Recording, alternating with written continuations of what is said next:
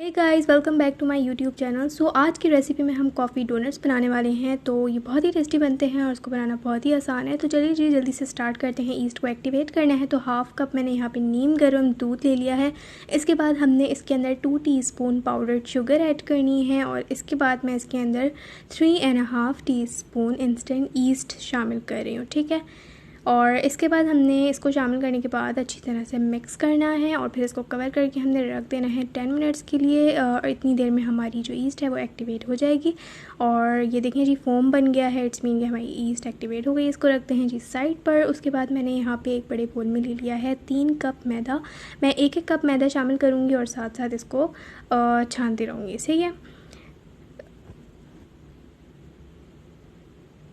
बस जी। इसके बाद हमने इसके अंदर हाफ़ टी स्पून नमक शामिल करना है और फिर ये है जी 1.5 टेबल स्पून कॉफ़ी और इसको भी हमने छान के इस्तेमाल करना है। इसके बाद इसके अंदर half cup powdered sugar add करेंगे और फिर इसको अच्छी तरह से मिक्स कर लेंगे। चीनी की क्वांटिटी इसमें ज़्यादा है क्योंकि हमने कॉफ़ी ऐड की है। उसके बाद एक अंडा डाल के मैंने इसके अंदर ईस्ट का मिक्सचर डाल दिया। इसके बाद 1 टीस्पून वनीला एसेंस ऐड करेंगे और अच्छी तरह से इसको कर लेंगे मिक्स।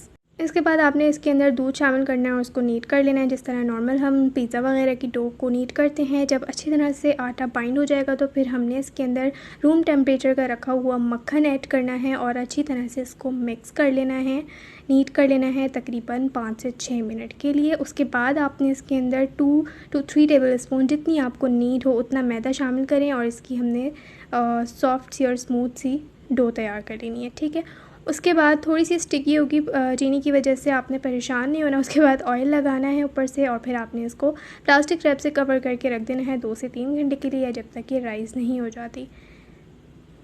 2 से 3 घंटे के बाद ये जब राइस हो जाएगी तो फिर हमने इसको निकाल कर काउंटर टॉप पे डालना है और इसको हल्का हल्का सा नीट कर लेना है ताकि जितने भी एयर बबल्स हों वो रिमूव हो सकें। और फिर हमने इसके 2 पेड़े बना लेने हैं।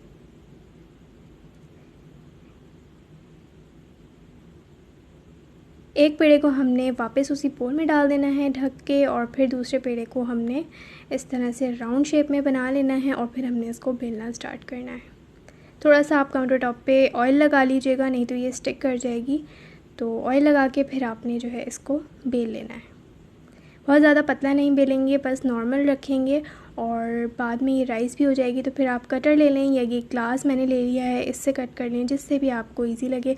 इससे हमने राउंड राउंड से कट कर लेने हैं और उसके बाद जो है बीच से भी हमने इस तरह से कट कर लेना है और इसको डोनट की शेप दे देनी है। बाकी का जितना भी एक्सेस होगा इसको हमने वापस उसी बोल में डाल देना है कि हम बाद में यूज़ कर लेंगे। और फिर हमने एक एक डोनट को उठाकर किसी बटर पेपर वगैरह पे रख देना है और उसके बाद हमने इसको कवर करके छोड़ देना है 10 मिनट के लिए। 10 मिनट में ये राइस हो जाएंगे। उसके बाद आपने ऑयल गर्म करना है, उसको फ्राई कर लेना है मीडियम फ्लेम पे रख के जब तक कि ये गोल्डन नहीं हो जाते।